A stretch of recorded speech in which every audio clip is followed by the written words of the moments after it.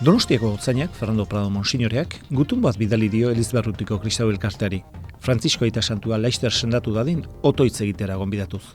Gotzainak, Elizbarrutiko apaiz guztiei eskatu die datorren igandeko otsailako 23 Eukaristia ospakizunetan, eta baita egunerokoetan ere, Frantzisko aita santuaren osasunen aldeko eskaera berezia egiteko.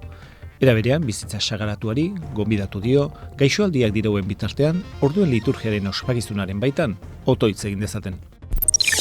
Gipuzkoako zonalde ezberdinetako lantaldeak eraberritze prozesuaren hausnarketan murgilduta daude. Horretarako gotzaintegia materialak bidali eta laguntza eskaintzen ari zaie.